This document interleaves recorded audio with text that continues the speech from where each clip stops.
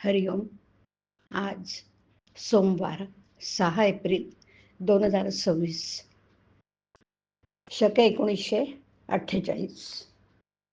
सद्गुरू ब्रह्मचैतन्य गोंदवलेकर महाराज आज आपल्याला सांगणार आहेत की संत हे चालते बोलते देवच आहेत. ऐकूया. व्यवहारात ज्याला चांगलं वागता येत नाही त्याला नाही परमार्थ करता येणार. व्यवहारात झालेल्या गोष्टींचा मनावर परिणाम होऊ देणार नाही असा निश्चय करावा आणि सद्गुरू आज्ञाप्रमाणे मानून तो तडीस न्यावा.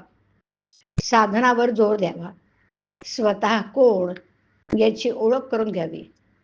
भगवंतापर्यंत कोणी नाही हे कळलं म्हणजे मी कोण हे कळतं. निर्गुण जरी समजलं तरी सगुण नाही सोडू. माझ्या मुखी राम आला यापर्यंत दुसरं भाग्य ते कोणतं. हृदयात स्फूर्ती येऊनच आपण बोलतो. मग आमच्या मुखात राम आला तर तो हृदयात नाही असं कसं म्हणावं. तुम्ही मला उपनिषदातले सांगा म्हटले तर कसं सांगू. ज्याने जे केले तेच तू सांगणार. एक गुरु आज्ञा पालन याशिवाय दुसरं काहीच मी केलं नाही तर मी दुसरं काय सांगणार. संतांचा समागम केला म्हणजे आपण मार्गाला लागतो.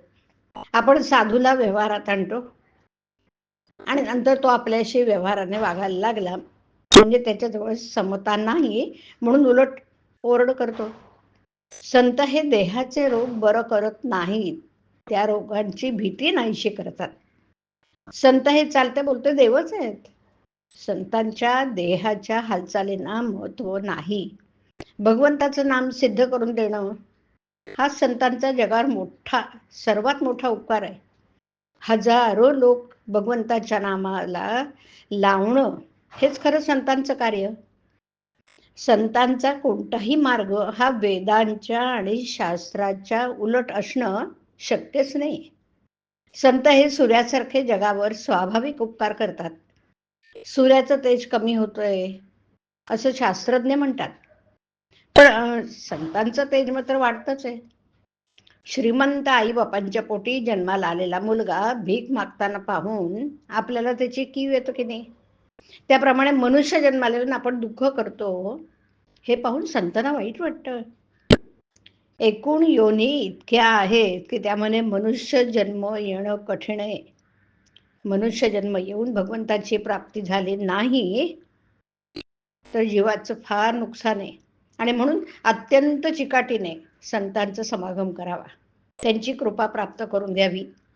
संतांनी जो मार्ग आखलाय त्यावर डोळे मिटून चालावं. पडण्याची अडखळण्याची भीतीच नाही. आपण प्रपंचात इतके खोल जातो ना की संतांची हाक ऐकूच येत नाही.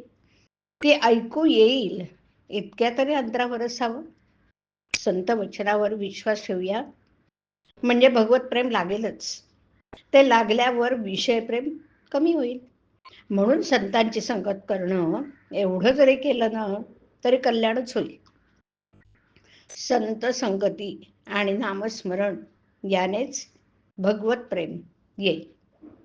हरिओम. हरिओम तत्सत. हरिओम.